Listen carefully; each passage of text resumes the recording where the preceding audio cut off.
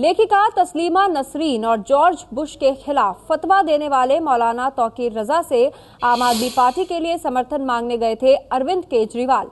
इस मुलाकात को लेकर काफी विवाद चल रहा है। कल एबीपी न्यूज के कार्यक्रम घोषणा पत्र में कई विशेषज्ञों ने केजरीवाल से मुलाकात पर सवाल पूछे तो केजरीवाल कोई ठोस जवाब नहीं दे पाए। विवाद इसलिए हो रहा है क्योंकि तौकीर रजा पर बरेली दंगों को लेकर आरोप लगा है। फतवा जारी करने पर भी केस दर्ज है। आरोपों पर एबीपी न्यूज से तौकीर रजा ने बात की है। तौकीर रजा ने कहा कि आरोप लगने से कोई अपराधी नहीं हो जाता है।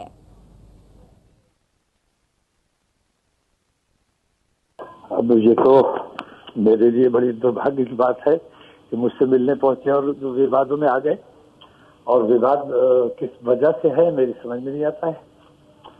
आपने तस्लीमा नसरीन और बुश के खिलाफ फतवा जारी किया था, ये भी एक बड़ा कारण है जिसके बाद जब अरविंद केजरीवाल समर्थन मांगने पहुंचे तो वो विवादों में आए। नहीं, मेरी जानकारी में मुझे किसी ने फोन करके बताया था कि बरेली में दंगे का आरोपी मैं रहा हूं, इसलिए उनसे शिकायत हुई है। और आरोपी होने में और अपराधी होने में अंतर होता है। मैं समझता हूँ चैनलों को इस बात की जानकारी होनी चाहिए। नहीं, बिल्कुल। और लेकिन आपने जो तस्लीमा नसरीन और बुश के खिलाफ फतवा जारी किया था, आपको क्या लगता है कहीं ये वजह तो नहीं है? नहीं, मैंने ऐसा कोई फतवा जारी नहीं किया, वो बोर्ड ने किया था जी। वो बोर्ड ने किया था, ऐसा कोई फतवा मैंने जारी नहीं किया है। और मैं फतवा जारी नहीं करता हूँ, फतवा जारी करना मुफ्तियों का काम है। और आज ही तस्लीमा नसरीन ने ये ट्वीट किया है कि भारत में फतवा जारी करने वालों पर कार्रवाई नहीं होती है। इस पर आप क्या कहेंगे? नहीं, भारत से उनका ताल्लुक क्या है? तस्लीमा नसरीन का ताल्लुक बांग्लादेश से है। जब उनके अपने देश ने उन्हें निकाला हुआ है, उनकी फ़ाहिशाना गुफ्तगू की वजह से, बदकिरदारी की वजह से, तो भारत के लोगों पे इल्जाम या अंगुश दबाई करने का क्या मतलब है उनका? और बार बार भारत आने का क्या मतलब है? भारत के लोग फतवा क्यों जारी करें? फतवा जी, मैंने बताया, फतवा जारी करना मुफ्तियान इकराम का काम है। वो मुफ्ती फतवा जारी करते हैं और फतवा उन पर जारी उनके देश से हुआ है। केस फिर आपके खिलाफ क्यों दर्ज हुआ है, ये आपसे जानना चाहेंगे। आप कह रहे हैं कि आपने फतवा जारी नहीं किया था, तो फिर केस आपके खिलाफ दर्ज क्यों? नहीं, मैं वहाँ उस मीटिंग में मौजूद था। बोर्ड ने फतवा जारी किया था और बोर्ड की मीटिंग में मैं भी मौजूद था जी। लेकिन मेरी जानकारी में यह आया है कि किसी ने ये कहा कि क्योंकि बरेली के दंगे के आरोपी रहे हैं, इस वजह से नहीं जाना चाहिए था। जी। अरविंद केजरीवाल को मैं पसंद करता हूँ। अरविंद केजरीवाल का जो तरीका है, जो उन्होंने निजाम बनाया है भ्रष्टाचार और फिरका परस्ती के खिलाफ, और मेरे पास जब आए थे तो उन्होंने मुझसे कहा कि भारतीय जनता पार्टी और कांग्रेस के खिलाफ हम मुहिम चला रहे हैं और तीसरा रास्ता बनाने की कोशिश कर रहे हैं। कांग्रेस और भारतीय जनता पार्टी के मैं भी खिलाफ हूँ। मैंने कहा कि भाई अगर ये मामला है तो अगरचे मेरा समाजवादी पार्टी से अलायंस है जी, इसके बावजूद अलायंस की जो मर्यादाएं हैं उनका लिहाज रखते हुए जो भी मुमकिन मदद हो सकती है वो की जाएगी। जी, बहुत बहुत शुक्रिया आपका हमारे साथ जुड़ने के लिए।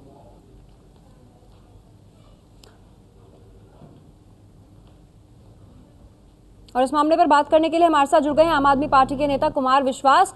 आपसे जानना चाहेंगे, अरविंद केजरीवाल समर्थन मांगने क्यों पहुंचे ऐसे शख्स से जिनके तरफ से फतवा जारी किया गया? देखिए, पहली बात तो आप ही के शो में अरविंद ने ये कहा कि उनके खिलाफ क्या है क्या नहीं इसकी जानकारी नहीं है। और दूसरे मैं पूछना चाहता हूँ कि इससे पहले अरविंद केजरीवाल समाज, धर्म और राजनीति के सभी प्रतिष्ठित लोगों के पास गए, जिनमें गोविंदाचार्य जी भी सम्मिलित है, जिनमें पूज्य ज्ञान सागर महाराज। आप इन्हें प्रतिष्ठित मानेंगे जिन पे बरेली दंगों का केस भी दर्ज है? ये तो वही कह रहे हैं ना अरविंद, यही कह रहे हैं कि इसके बारे में तो उन्हें पूरा पता भी नहीं है केस क्या दर्ज है और क्या नहीं दर्ज है। और जब वो गए तो विभिन्न धड़े के लोगों ने उनसे कहा, साहब हमारे पूज्य संत फलाजी हैं, हमारी जगह वहाँ है। तो बरेली में वो चादर चढ़ाने के लिए गए थे। निश्चित बात है कि जहाँ वो चादर चढ़ाने जाएंगे वहाँ के जो धर्माचार्य होंगे या वहाँ के जो महत्वपूर्ण लोग होंगे उनसे मुलाकात हुई होगी। और मुझे लगता है कि भारतीय राजनीति के इतिहास में ये भी पहली बार हुआ होगा कि किसी व्यक्ति ने टीवी चैनल के इंटरव्यू में ये कहा कि यदि आप ऐसा कह रहे हैं तो मैं पता करूंगा, मुझे पता नहीं है, और अगर ऐसा होगा तो मैं इस पर विचार करूंगा। कुमार विश्वास जी आपसे जानना चाहेंगे कि एक एक कैंडिडेट का जब आप बैकग्राउंड चेक करते हैं तो आप जिनसे समर्थन मांगने गए आपने उनका बैकग्राउंड क्यों नहीं चेक किया? इसको तो परसेप्शन है। आप कह रहे हैं समर्थन मांगने गए, वो वहाँ कह रहे हैं कि मैं वहाँ केवल सजदा करने के लिए गया, जो बरेली का पवित्र स्थान है, क्योंकि वहाँ समर्थन वो दिल्ली में तो देंगे नहीं, या दिल्ली में तो चुनाव लड़ नहीं रहे हैं सियासी, दिल्ली में तो है नहीं, उनकी जगह बरेली में है। मेरा ख्याल है कि जब भी करप्शन पर बात की जाती है, जब भी बिजली पानी पर बात की जाती है, तो इस प्रकार की चीजें सामने लाई जाती हैं ताकि मामला ड्रिल किया जाएगा कांग्रेस बीजेपी के द्वारा। सीरिया पर आपका स्टैंड क्या है, और अगर सचिन का आखिरी मैच है तो इसमें आपका आम आदमी पार्टी का क्या स्टैंड है?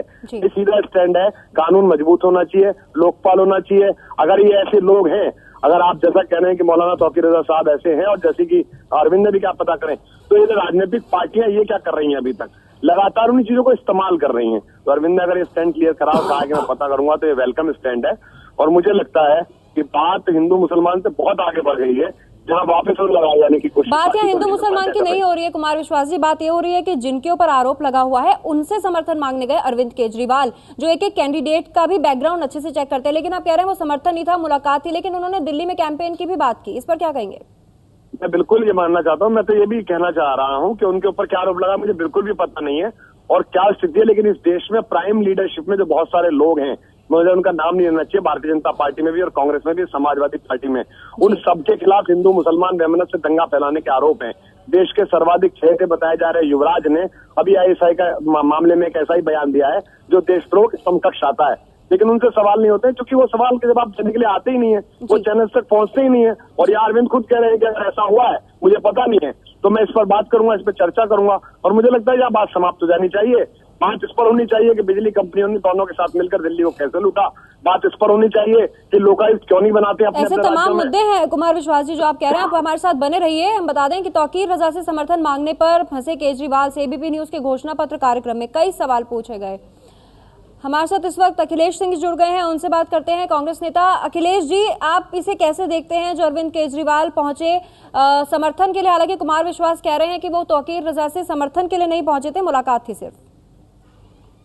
नहीं, ये तो क्या करने के लिए समाज में आए थे ये केजरीवाल जी, अन्ना को लेकर के, अन्ना के नहीं हुए। फिर जिस मुद्दों पे पब्लिक का अपना एक स्टैंड बनाया और पब्लिक ने उस मुद्दे पे इनको समर्थन दिया, उस पब्लिक को इन्होंने छला। अब जिस व्यवस्था को दुरुस्त करने के लिए राजनीति से दूर रह करके राजनीतिक व्यवस्था को दूर करने की बात करते थे, उसी राजनीति में आ गए। शुरू से कांग्रेस पार्टी कहती थी कि इनके पॉलिटिकल एम्बिशंस हैं, लेकिन तब ये डिनाई करते थे। और अब उस पॉलिटिक्स में वही पॉलिटिक्स कर रहे हैं जिसकी ये मुखालफत करते थे। इन लोगों ने क्या क्या बोला है, इन्होंने पार्लियामेंट पे, MPओं पे, MLAs पे, मतलब जो भी हो सकता है बोला, और उससे ज्यादा गिर करके ये पॉलिटिक्स में आकर के उन चीजों को कर रहे हैं जिनको दुरुस्त करने की बात करते थे, उससे ज्यादा खराब एक्टिविटीज लिप्त होकर के ये काम कर रहे हैं। तो जनता देख रही है कि कहाँ थे, किस मुद्दे पे आए, क्या इशू लेके आए, कैसे सबको बेवकूफ बनाए, भावनाओं को पॉलिटिकल एम्बिशंस पे आ गए हैं। आम आदमी पार्टी के नेता कुमार विश्वास जी भी बने हुए हैं। कुमार विश्वास जी, अखिलेश सिंह जी कह रहे हैं कि जिन चीजों को रोकना चाहते थे, लेकिन अब खुद ही उस तरीके की चीजें सामने आ रही हैं अरविंद केजरीवाल की तरफ से।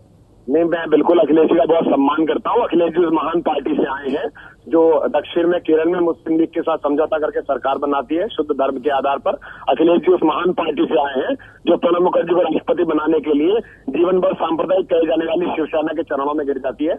मैं अखिलेश जी का बहुत सम्मान करता हूँ कि वो राम मंदिर के मुद्दे पर दो तरह का स्टैंड रखती है, एक तरफ ताला खुलवाती है, दूसरी तरफ राम भक्त पर गोली चलवाने वाली सरकारों को बचाती है। मैं अखिलेश जी की उस सांप्रदायिकता और धर्मनिरपेक्षता की थ्योरी का बहुत सम्मान करता हूँ जिसमें निर्दोष सिखों के कत्लेआम पर उनके प्रधानमंत्री कहते हैं कि बड़ा पेड़ गिरेगा तो इस तरह की बातें तो होंगी ही। तो धर्मनिरपेक्षता और सांप्रदायिकता कृपा करके अखिलेश जी ना सिखाए हमें। इस देश में आग लगाने वाली सबसे पहली तीली उन्हीं की कांग्रेस पार्टी की ओर से बनाई गई थी जिसमें देश आज तक झुलस रहा है। जी अखिलेश सिंह जी, आप क्या कहेंगे?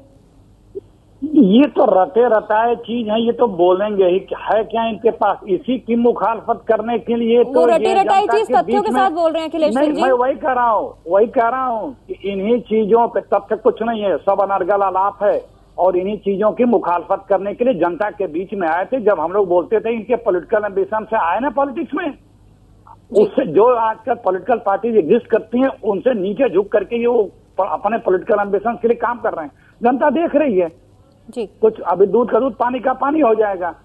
ये पूरी बीजेपी इनको मत करती थी, BJP, RSS, Shiv Sena, Bajrang Dal, बाकायदे press conference कर करके बताया गया कैसे उन लोगों ने इनके लंच का, ग्राउंड का, तंबू का, अनाज का क्या क्या व्यवस्था किया, कैसे बीजेपी के टूल्स के रूप में दिल्ली में ये काम कर रहे हैं। बीजेपी की बी टीम। अखिलेश सिंह जी, जो आप बीजेपी की बात कर रहे हैं, हमारे साथ बीजेपी के सचिव रामेश्वर चौरसिया जी भी जुड़ गए हैं, उन्हीं से बात कर लेते हैं। रामेश्वर चौरसिया जी, ये अब आरोप लगा रहे हैं अखिलेश सिंह जी, जो पहले से लगाते रहे हैं, कि अरविंद केजरीवाल जो है या आम आदमी पार्टी जो है वो बी टीम है बीजेपी की। ये दोबारा से सवाल उठा रहे हैं अखिलेश सिंह जी।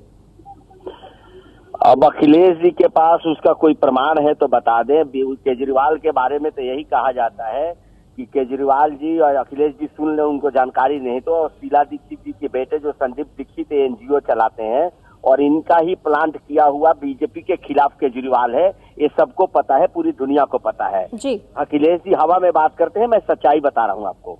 और इन्होंने ये प्लांट किया था कि भाजपा का जो कांग्रेस से नाराज वोट है तो अखिलेश केजरीवाल को जाए।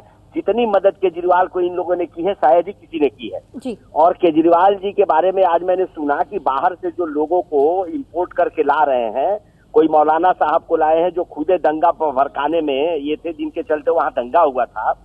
तो ये देश की राजनीति इसी पर कुमार विश्वास कह रहे हैं रामेश्वर जी की वो सिर्फ मुलाकात थी, समर्थन मांगने नहीं पहुंचे थे। लेकिन मुलाकात के बाद क्या कहा था अरविंद केजरीवाल ने, वो पहले अपने दर्शकों को सुनवाते हैं।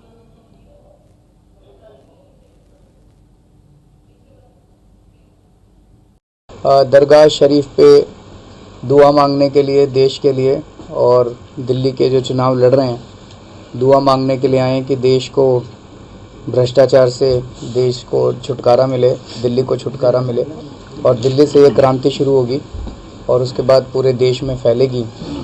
और एक हमारा मकसद था तौकीर साहब से मुलाकात करने का और इनसे भी अपील करने का कि ये लड़ाई हम सब लोगों की लड़ाई है, भ्रष्टाचार के खिलाफ, फिरका परस्ती के खिलाफ। और इसमें इस देश को पसंद करने वाले सभी लोगों को एक साथ आने की ज़रूरत है। जो जो लोग इस देश को दंगों की राजनीति से, जहर की राजनीति से, भ्रष्टाचार से छुटकारा चाहते हैं, उन सब लोगों को, हिंदू, मुस्लिम, सिख, ईसाई, सबको एक साथ आने की ज़रूरत है। यही मकसद है हमारा आज बरेली आने।